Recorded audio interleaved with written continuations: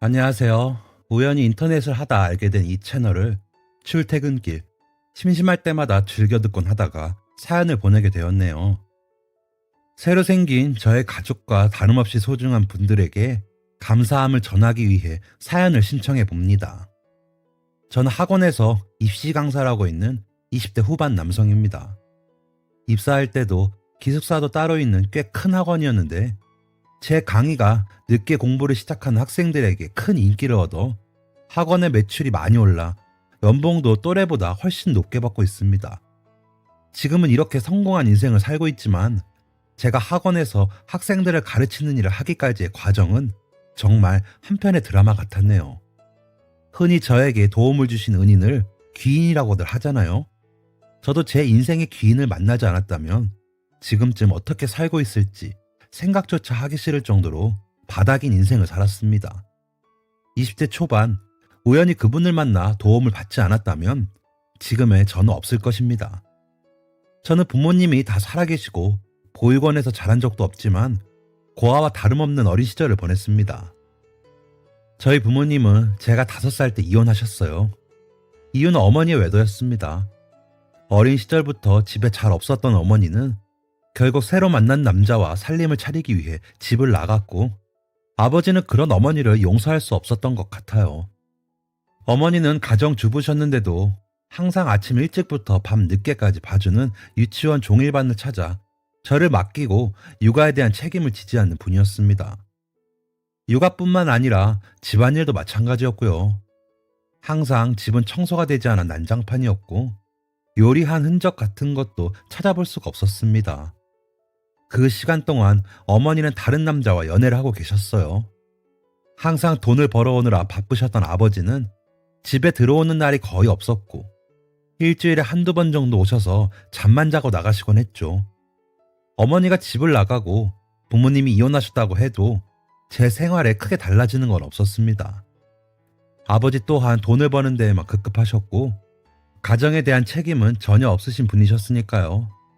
저는 그렇게 낡고 어두운 유치원에서 대부분의 시간을 보냈고 빨리 저를 보내고 퇴근하고 싶은 유치원 선생님과 원장님의 눈칫밥을 먹으며 지냈습니다.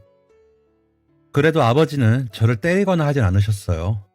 방임도 학대라면 아버지도 그리 하신 거겠지만요. 하지만 배운 것 없고 가진 것 없이 열심히 돈만 벌어오시다 어머니에게 크게 배신당하신 아버지의 입장이 지금에 와서는 조금은 이해가 됩니다. 어머니와 함께 만든 생명인 저를 보고 싶지 않으셨겠죠. 사는 게 다 부질없고 아무런 의욕도 들지 않으셨던 것 같습니다. 제가 어렸을 때는 그나마 어린 저 때문인지 밤 늦게라도 집에 들어오시긴 했지만 점점 시간이 지나서 제가 나이를 먹어가자 집에 있는 날보다 없는 날이 더 많았죠. 저 혼자 그 빈집에서 밥도 해먹고 텔레비전도 보면서 지냈습니다. 크게 부모님의 사랑을 받아봤던 적이 없어서 그다지 외롭다는 생각은 안 했지만 참 그 일이 크게 상처였는지 두고두고 마음 아프게 기억하고 있어요. 입학식, 졸업식이나 운동회처럼 친구들의 가족이 다 모이는 일이 있으면 그 외로움은 점점 더 크게 느껴지곤 했죠.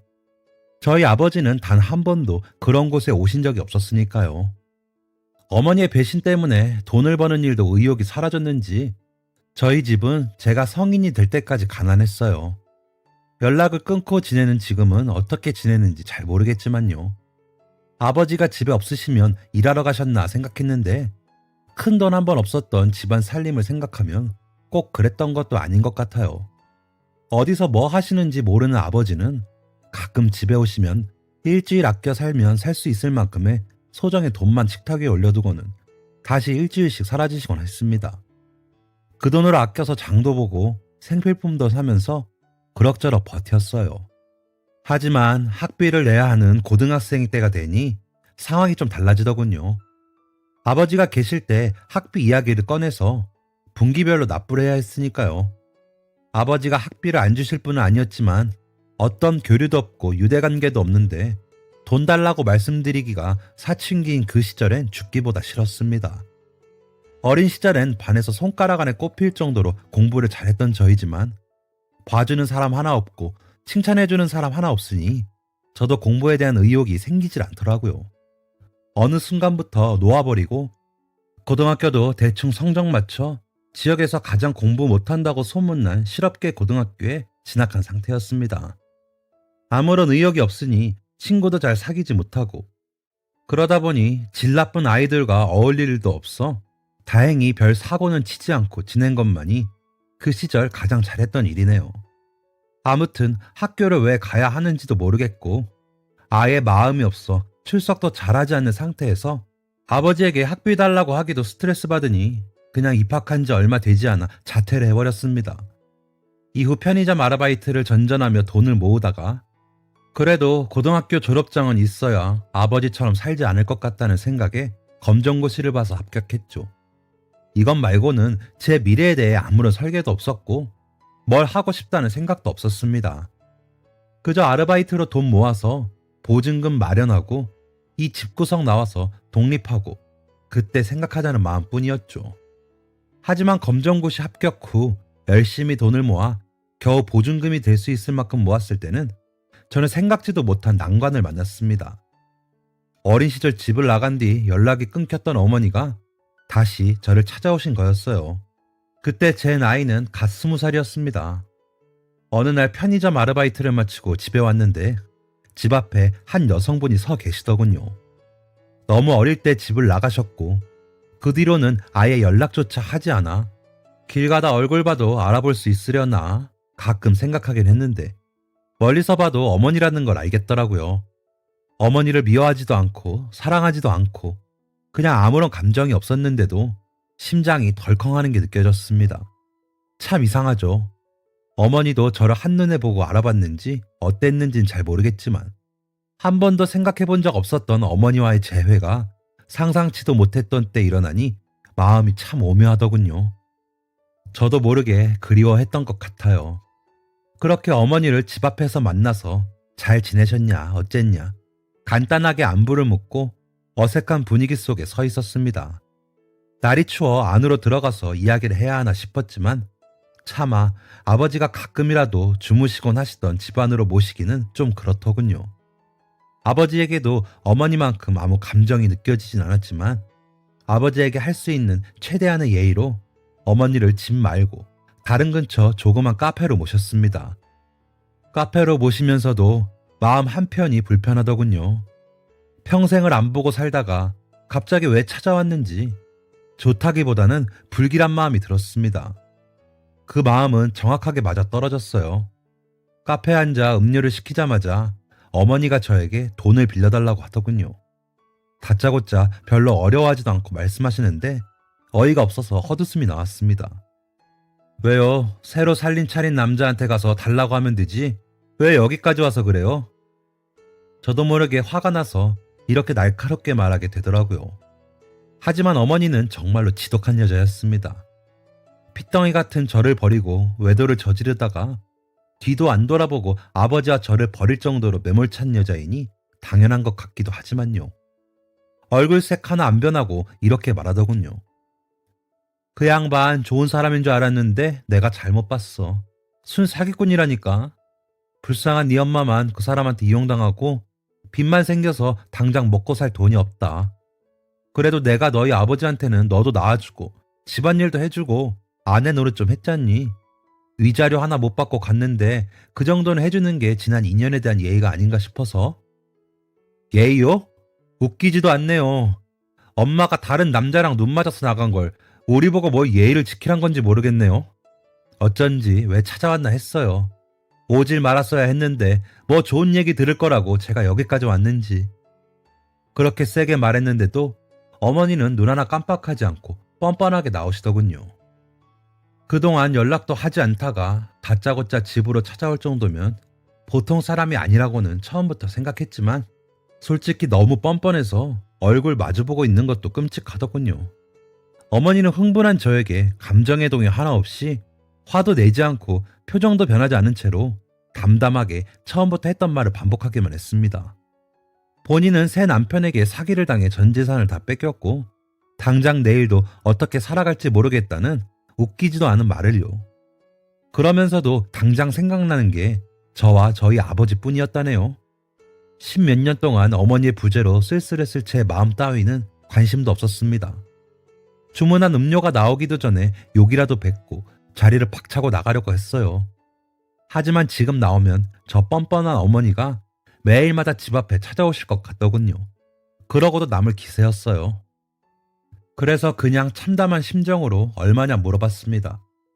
묻자마자 이때다 싶었는지 바로 액수를 말씀하시는데 제가 모아온 돈이랑 얼추 비슷하더군요. 그래서 그냥 그 자리에서 제가 모은 돈 계좌로 입금해드리고 자리에서 일어섰습니다. 뒤도 안 돌아보고 카페를 나와 집으로 가서 문고리를 걸어 잠궜어요. 어머니를 카페에 남기고 일어서면서부터 이게 맞나 싶은 생각도 들었지만 솔직히 말하면 지금이 아니라 언제 어머니가 찾아와도 제가 할 행동은 똑같을 것 같았습니다. 부모님이 없다시피 자라 부모님 사랑 따위는 바란 적도 없고 받고 싶지도 않다고 줄곧 생각했는데 그게 아니었던 모양입니다. 저를 버리고 나가서는 뻔뻔하게 돈 달라고 하는 어머니를 차마 내칠 수가 없더군요. 그래서 처음이라 액수가 적을 때 그냥 돈 줘버리고 제 마음에서 어머니란 세 글자를 지우고 처음부터 난 어머니가 없었다고 생각하며 영원히 잊기로 했습니다. 지금 돈을 안 주면 제가 마음이 약해져 어머니라는 여자와 인연이 계속 이어질 것 같으니 여기서 돈으로 정리를 하고 제 인생에서 어머니를 지우기로 한 거죠. 두 번 다시는 어머니를 그리워하거나 찾아왔을 때 마음 흔들리지 않고 문전박대할 수 있게 말입니다. 시간이 지난 지금에서야 그때 제 심정을 정리가 돼서 이렇게 글로 표현할 수 있게 되었지만 그때 당시는 정말 절망스럽고 하늘이 너무 원망스럽더군요.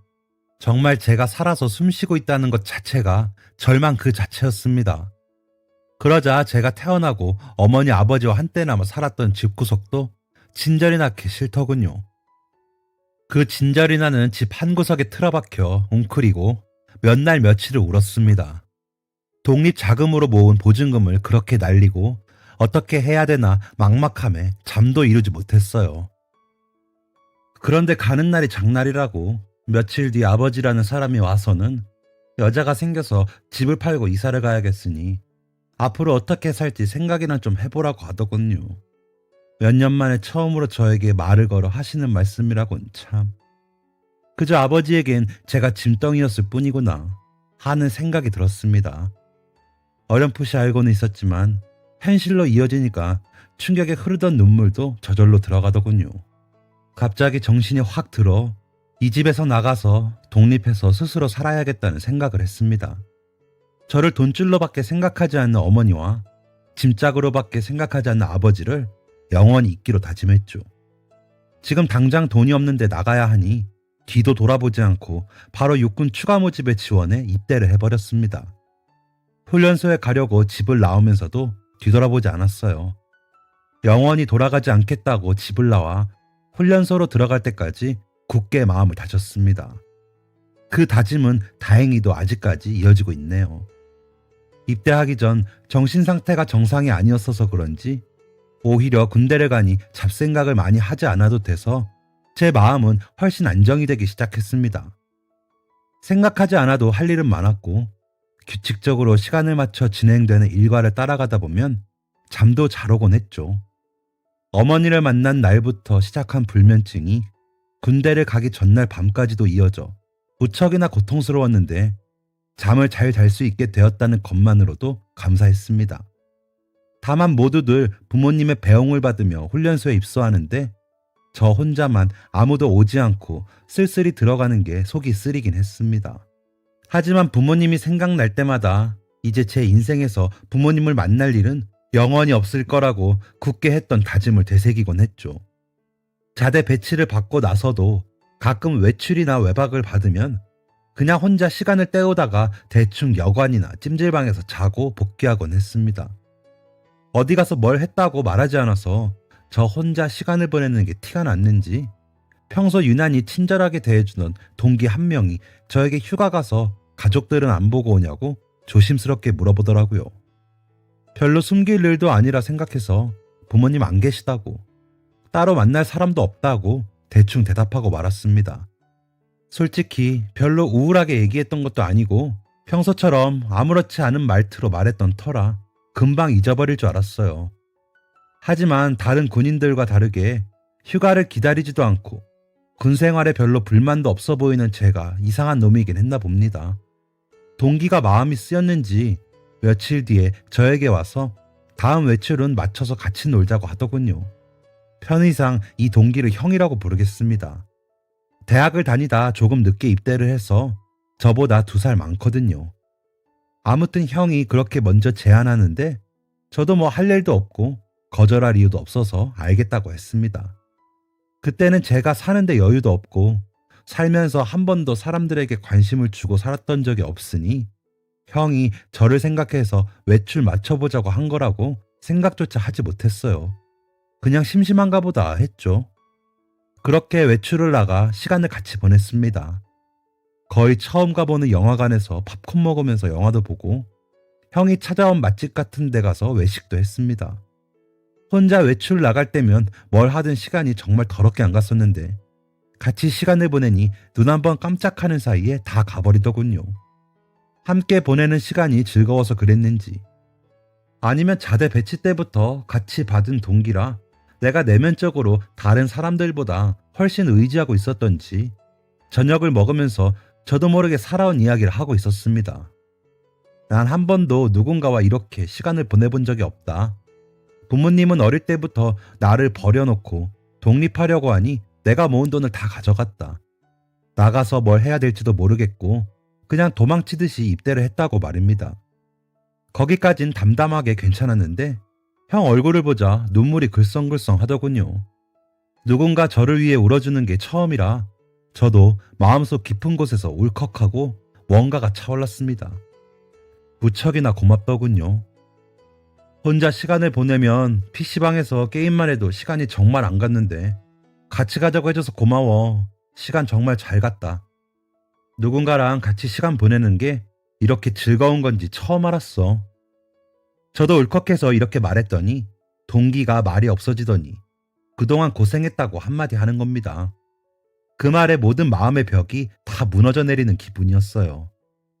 유대 관계가 아무리 없었어도 피를 나누고 20년 동안 가끔이라도 얼굴을 맞대던 아버지마저도 저를 버린 마당에 만난 지 얼마 되지도 않는 동기에게서 마음의 벽이 허물어지다니 울면서도 인생이 참 별거 없다는 생각이 들었습니다. 복귀하는 길에 형이 그러더군요. 앞으로 될 수 있으면 외박 외출 나오면 같이 가고 휴가도 맞춰보자고요. 괜히 저 때문에 형이 시간 뺏길까봐 걱정이 됐지만 저로서는 거절할 일이 없었기 때문에 좋다고 했습니다. 이후 군 생활은 좀 많이 달라진 것 같아요. 일단 제가 많이 밝아졌습니다. 제가 마음의 문을 열고 형을 받아들이기 시작하자 급속도로 친해지게 되었죠. 가끔 형의 부모님이 면회를 보러 오시면 같이 가기도 했습니다. 형의 부모님도 무척이나 좋으신 분들이라 저를 처음 봤을 때 뭐 먹고 싶냐 살뜰히 여쭤보시더니 그 다음부터 제가 먹고 싶다고 한 음식도 같이 챙겨 오실 정도로 상냥하신 분들이었어요. 형이 좋은 부모님 밑에서 자라 타인의 슬픔을 나눌 줄 아는 멋진 사람으로 자란 것 같았습니다. 그저 부럽더군요. 그때까지는 그저 군 생활하며 좋은 동기를 만나 잠깐이나마 즐거운 시간을 보내는 게 감사하다고만 생각했습니다. 그러다 휴가를 나가게 되었어요. 9박 10일이라는 긴 시간을 어떻게 보내야 할지 막막했지만 일단 하던 대로 아무 데서나 시간을 보내고 아무 데서나 자면 되겠지 생각했습니다. 요즘 애들 여행이라는 것도 많이 다니던데 저도 기차 타고 국내 여행이나 다닐까 하는 마음도 들었지만 계획 짜고 하는 일이 귀찮아서 그냥 발길 닿는 대로 아무 곳이나 가보자 생각하고 별 생각이 없었죠. 그런데 형이 먼저 저에게 휴가가 4일 정도 겹치는데 그때 자기 가족들이랑 같이 강원도로 여행 가지 않겠냐고 물어보더군요. 아무리 저에게 잘해주시고 신경을 써주신다 해도 오랜만에 가족들 모여 여행 가는 자리까지 동석해서 불편하게 해드리고 싶진 않아서 처음에는 거절했습니다. 하지만 형이 계속 부모님이 꼭 데리고 오라고 했다며 끈질기게 설득해서 못 이기는 척 같이 가기로 했죠. 걱정은 많이 했지만 그 여행에서 참 많이 웃었습니다. 그렇게 하하호호 여럿이서 웃어본 게 정말 인생에 처음 있는 일이었어요. 관광지도 가고 바다도 보고 맛있는 것도 잔뜩 먹고 따뜻하고 좋은 침대에서 잠을 자는데 꿈인가 싶을 정도로 황홀하더군요. 형의 부모님 또한 저를 정말 친아들처럼 대해주시며 챙겨주셨습니다. 항상 아이를 둘 낳고 싶었는데 몸이 좋지 않아 형밖에 낳지 못했다고. 형이 동생을 늘 갖고 싶어 했는데 동생이 생겨 참 고맙다고 말씀하시는데 눈물이 날 것 같더군요. 저는 이분들에게 아무것도 해줄 수 없고 그리 인생을 잘 살아온 것도 아닌데 저에게 이렇게까지 대해주시는 게 참 고맙기도 하고 죄송하기도 했습니다. 함께 여행 온 3박 4일은 정말 꿈처럼 순식간에 지나갔습니다. 마침내 순식간에 여행 마지막 날이 되고 아쉬움에 저녁을 먹으면서 가족들끼리 간단하게 술 한잔 했죠. 저는 너무나도 아쉬워서 최대한 잠자리에 늦게 들려고 조금씩 술을 마셨고 형이나 다른 가족분들은 조금 취해 보이셨죠. 시간이 흐르고 버티지 못한 형과 형의 어머니가 먼저 주무시러 들어가시고 저와 형의 아버지는 남아 술을 좀 더 마셨습니다. 분위기가 조금 진지해지자 아버지가 저에게 넌지시 저녁하고 뭐 할 건지 물어보시더군요. 저는 아무것도 해온 것도 없고 준비한 것도 없어 저녁 후의 삶이 굉장히 막막하게 남아있었던 터라 제대로 대답하지 못하고 우물쭈물했습니다. 왠지 아버지 앞에서 제 미래가 계획되어 있지 않다고 말하는 게 부끄럽더군요. 제가 보잘것없는 인간이라는 걸 알게 되시면 형이랑 더 이상 같이 어울리지 못하게 하는 건 아닐까 하는 두려움도 조금 들었고요. 사실 뭐 크게 하고 싶다거나 준비한 건 없습니다. 일단 독립을 해야 해서 돈부터 벌어볼 생각입니다.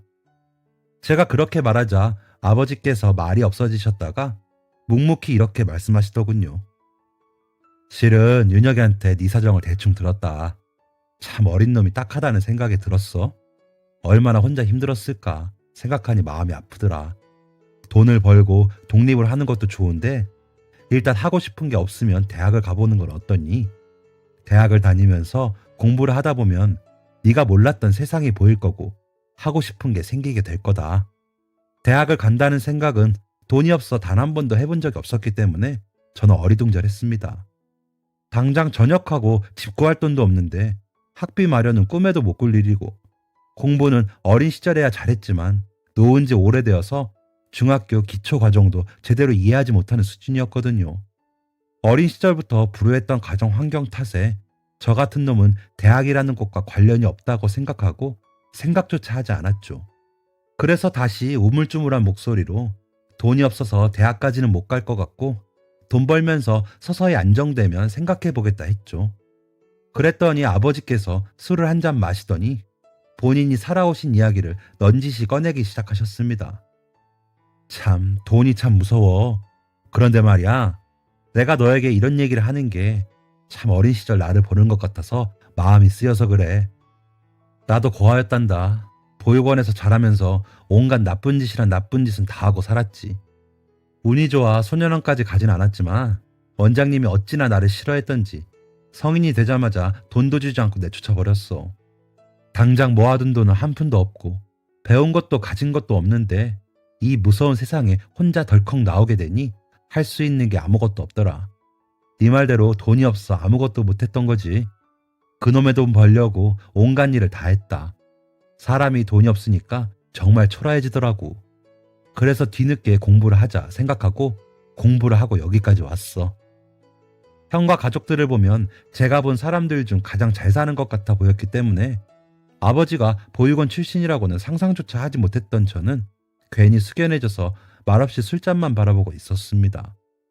저는 그래도 부모님 얼굴은 알고 아무도 없어도 가서 잘 집도 있었는데 아무것도 없던 아버지께서 혼자서 얼마나 고생하셨을지 생각하니 마음이 찡하더군요. 괜히 제가 좀 더 초라해져서 대학은 꼭 가야 하구나.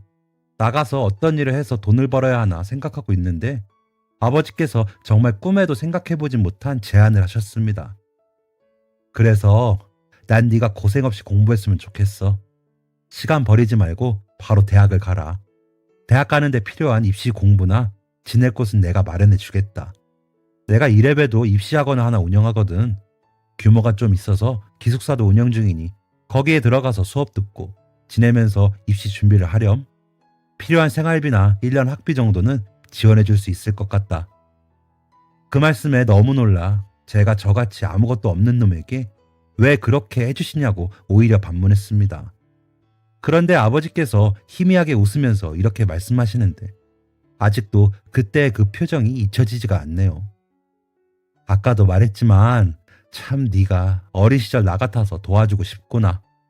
그리고 네 눈을 보니 정말 착하고 성실한 놈이라는 생각이 들어.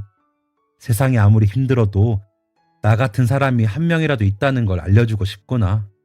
그리고 네가 잘 배워서 훌륭한 사람이 되면 또 그런 사람이 될 것이고 그럼 세상이 좀 더 아름다워지지 않겠니? 그 말씀을 듣는데 이전까지 절망에 쌓여 살아왔던 날들이 주마등처럼 스쳐 지나가면서 막 눈물이 나더군요. 아버지와 함께 껴안고 한참을 울었습니다.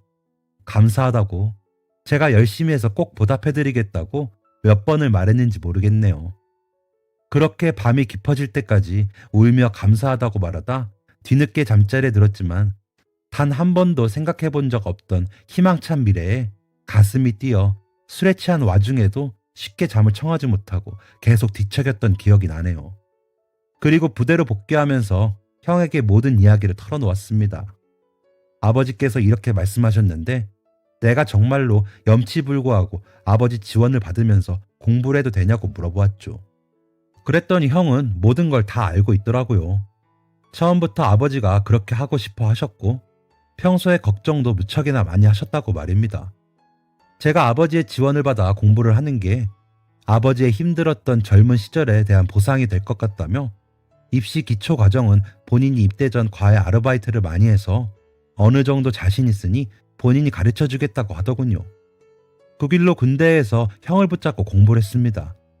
고등학교 검정고시를 치긴 했지만 검정고시는 커트라인이 많이 낮고 수준도 일반 입시 발끝에도 못 따라올 정도로 쉬워서 개념 잡는데 시간이 꽤 걸리긴 했지만 어린 시절 똑똑했던 머리는 다행히 어느 정도 살아있는지 점점 반복할수록 기초가 다져지긴 하더라고요. 저녁 후에는 아버지가 운영하시는 기숙학원에 바로 들어가 숙식을 해결하며 아침부터 밤까지 입시 공부를 했습니다. 지원을 받는 게 끝내 마음의 죄송함으로 남아있어 가능하면 빨리 끝내고 싶었거든요. 2월에 전역해서 그해 12월에 수능을 보고 한 번에 명문대에 합격했습니다. 기숙학원을 나와서는 형네 집에서 살고 있었는데 마침내 합격 증서를 받게 된 그날 본인 아들처럼 기뻐하시며 눈물을 흘리시는 형의 부모님을 보며 평생 부모님으로 모시면서 효도하겠노라 다짐했네요. 그렇게 저는 새로 만난 가족들과 함께 아직까지 잘 살고 있습니다. 취직한 지 얼마 되지 않아 큰 효도는 하지 못했지만 사소한 일이 있을 때마다 항상 챙겨드리려고 노력합니다. 물론 평생 제가 효도한다고 해도 그분들이 제게 주신 은혜에 반도 미치지 못할 테지만요. 어머니 아버지는 이제 저를 작은 아들이라고 부르며 진짜 아들처럼 대해 주십니다. 형은 말할 것도 없고 말입니다.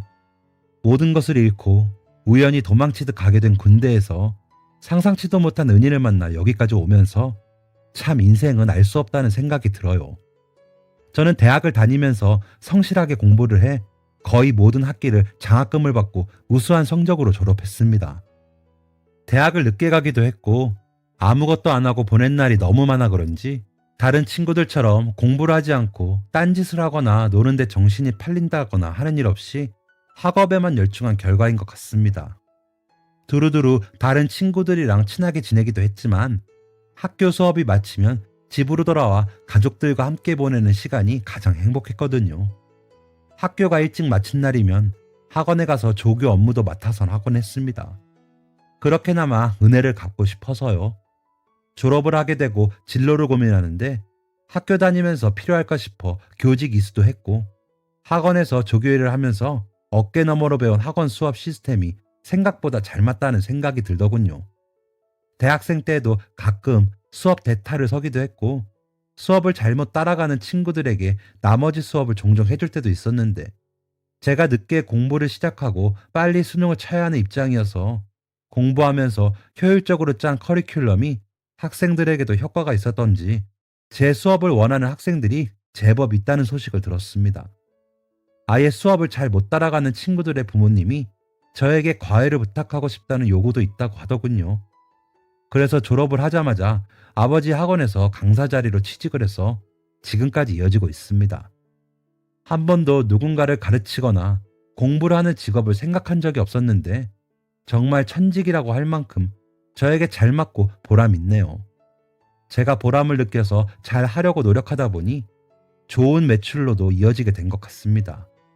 저처럼 뒤늦게 공부하시는 분들, 기초 개념을 제대로 탑재하지 못한 분들이 제 강의를 듣고 리뷰도 잘 써주시고 입소문을 타게 되어 제가 입사하고 난 뒤에 매출이 크게 올랐다고 하시더군요. 이렇게라도 아버지께 보답을 할 수 있게 되어 무척이나 뿌듯합니다. 주말이 되면 원장님인 아버지와 미술을 전공한 형, 그리고 저까지 합쳐 셋이서 보육원에 가서 교육봉사를 합니다.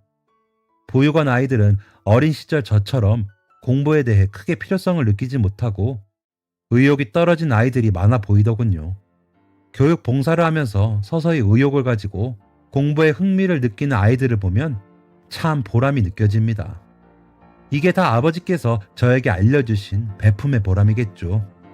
아직 모두가 행복한 아름다운 세상 만들지는 못했지만 적어도 제 인생 하나는 크게 바꾸어 주신 아버지의 뜻을 이어 저 또한 누군가의 인생을 바꿀 수 있는 강사가 되겠다고 늘 다짐하고 있습니다. 이 글을 빌려 새로 생긴 가족들에게, 그리고 나에게 먼저 손 내밀어준 형에게 무한한 감사를 전합니다. 감사하고 사랑합니다. 지금까지 사연 들어주셔서 감사합니다. 사연이 재밌으셨다면 구독과 좋아요를 눌러주세요. 감사합니다. 안녕히 계세요.